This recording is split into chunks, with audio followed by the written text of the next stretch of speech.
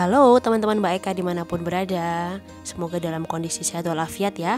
Nah, ketemu lagi dalam sesi kelas psikologi. Oke, sebelumnya terima kasih banyak kepada teman-teman yang baru subscribe atau baru berkunjung ke channel Mbak Eka. Semoga teman-teman semua bisa menikmati video-video atau konten-konten yang Mbak Eka upload terkait psikologi. Begitu juga dengan sahabat, karib kerabat dan teman-teman yang sudah Mbak Eka kenal sebelumnya, ya kita sudah bersilaturahmi satu sama lain. Terima kasih karena tetap setia untuk nonton semua video-videonya. Nah, semoga video-video ini mudah dipahami, kemudian bisa diterapkan dalam kehidupan sehari-hari. Oh ya, Mbak Eka pengen berbagi kebahagiaan nih. Yeay, akhirnya subscribernya udah mau 400 orang ya. Yang lain tetap semangat ya.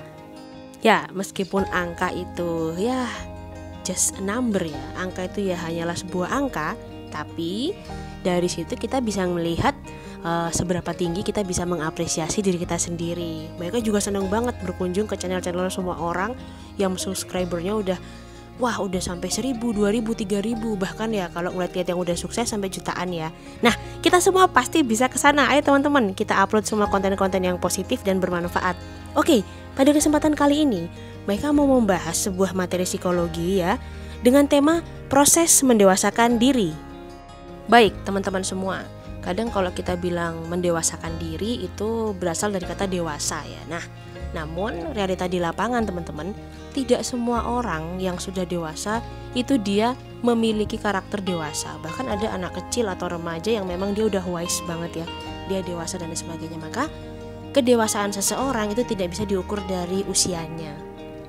Baik, nah jadi dalam kedewasaan itu sebenarnya ada proses apa aja sih Mbak Eka? Pertanyaan selanjutnya kan seperti itu teman-teman. Nah, berdasarkan salah satu referensi yang pernah Mbak Eka baca ya, nah disitu dikatakan bahwa sebenarnya saat seseorang sudah menuju sebuah kedewasaan itu biasanya dia sudah terlatih dalam melalui beberapa hal. Nah, beberapa hal ini akan Mbak Eka sharingkan pada hari ini. Jadi ada 3 level atau 3 jenjang yang bisa membuat seseorang itu menjadi dewasa. Baik, sudah siap? Cari posisi yang paling nyaman ya untuk menyimak dengan baik-baik.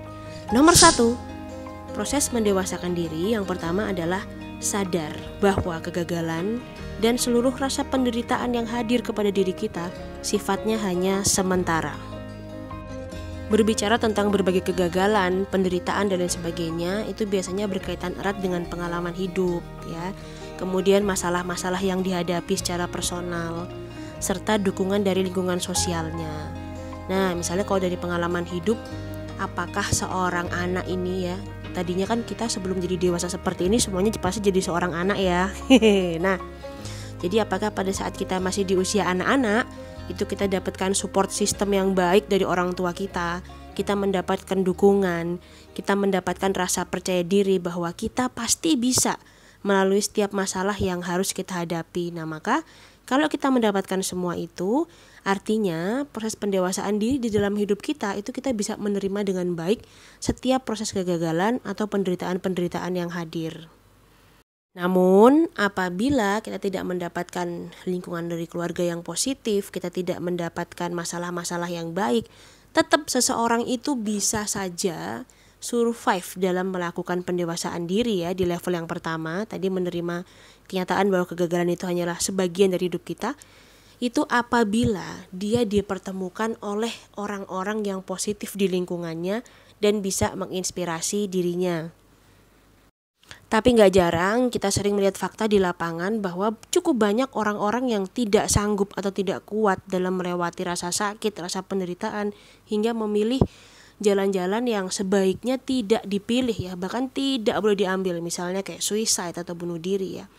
Atau orang-orang yang mengalami depresi karena dia gak punya teman cerita, dia gak punya teman sharing. Nah, maka teman-teman, kalau kita bisa survive, gak ada salahnya kita kasih support juga ke orang-orang lain di sekitar kita yang memang lagi down. Terutama dalam situasi pandemi ini, cukup banyak orang-orang yang menderita ya, dan orang-orang yang merasakan betapa sakitnya hidup ini ya. Setelah dia terkungkung, penghasilan juga jadi gak tetap, gak menentu, kemudian juga keluarga jadi semakin gak akur karena ternyata selama sebelum pandemi semuanya sibuk. Setelah jadiin satu, wah berantem semua. Nah, maka kalau kita dicurhatin oleh orang lain atau teman-teman kita, karib kerabat dan saudara, Kasih motivasi yang terbaik. Yakinkan bahwa setiap masalah yang hadir itu pasti akan selesai. Nggak mungkin nggak selesai. Gitu teman-teman. Selanjutnya, yang nomor 2, sadar kalau setiap kegagalan dan penderitaan yang hadir dalam diri kita itu adalah bagian dari hidup yang harus kita lalui. Jadi kalau banyak kita dapat wejangan dari orang-orang yang lebih sepuh ya, yang lebih senior dari kita, roda itu selalu berputar. Nah, kemudian kadang apa yang kita minta tidak selalu langsung kita dapat, atau malah kita nggak butuh, ternyata kita dapat, ya teman-teman. Nah, proses-proses itu teman-teman secara nggak langsung mengajarkan bahwa kita memiliki sebuah momen yang memang nggak pernah kita bisa prediksi, tapi itu hadir di dalam hidup kita. Maka tugas kita adalah memaknai setiap momen yang hadir itu. Pasti ada pembelajaran yang bisa kita ambil dari sana. Namun berbeda jika kita mengutuki diri, kita menganggap bahwa kok masalah nih nggak kelar-kelar ya di dalam hidupku ya. Kok kayaknya semua permasalahanku ini nggak menemukan titik terang atau solusi ya di dalam hidupku. Nah, teman-teman, percaya nggak percaya, yang hadir itu selama kita masih punya pikiran seperti itu, malah masalahnya jadi tambah banyak. Malah kita jadi semakin buntu dan kita semakin tidak mendapatkan jawaban. Di dalam psikologi, ada sebuah teori yang bernama Law of Attraction atau hukum tarik-menarik. Jadi yang kita tebar di sekitar kita, di sekeliling kita, baik melalui pikiran, melalui perkataan, melalui tindakan, itulah yang akan kita tuai. Nah, maka mulai saat ini, afirmasi diri kita sebelum tidur bahwa oke, besok pagi aku akan dengan siap menerima berbagai kebahagiaan dan rezeki mengalir deras ke dalam diriku. Misalnya seperti itu. Nah, artinya apa? Artinya kita sudah siap dan kita sudah mau untuk keluar dari masalah-masalah yang kita hadapi. Semakin banyak energi positif yang kita sebarkan melalui pikiran, perkataan, dan tindakan, masalah pasti akan cepat selesai, teman-teman. Kemudian yang terakhir atau yang ketiga ya, itu peduli dengan kebutuhan diri sendiri. Nah, ini yang agak sulit. Peduli dengan kebutuhan diri sendiri. Baik, mari kita berkaca pada lansia-lansia ya. Sekarang kita terbangkan pikiran kita, imajinasi kita kepada lansia-lansia yang punya kehidupan produktif serta tetap bahagia di akhir usianya ya, atau menjelang tutup usia. Biasanya katanya seperti itu ya, tapi saya sendiri nggak percaya sih teman-teman, karena umur itu tidak ada yang tahu ya. Nah, lansia-lansia yang produktif itu setelah kita sering ngobrol ya, Mbak Ika sering ngobrol terutama kepada teman-teman atau rekan-rekan lansia, kalau lagi ada penyuluhan, ada kelas-kelas sharing dan lain sebagainya ya, di dusun-dusun, di pedukuhan-pedukuhan, itu biasanya yang menyebabkan mereka bisa peduli dengan kebutuhan dirinya sendiri karena apa? Yang pertama, mereka mampu mengapresiasi diri. Nah, mereka bisa bilang, nek kesel ya leren, utawa turu, kalau capek ya tidur, ya, atau istirahat. Nah, kemudian menerima berbagai hal yang memang gak sesuai dengan harapannya. Jadi hatinya legowo. Yo, nek pengennya semua orang itu selalu dituruti, ya, nantilah semua orang gak ada yang peduli sama orang lain. Jadi hal-hal sederhana semacam itu ya, yang ternyata ditanamkan dalam diri-diri para lansia ini, kemudian yang membuat mereka jadi sangat mengerti kebutuhan diri sendiri.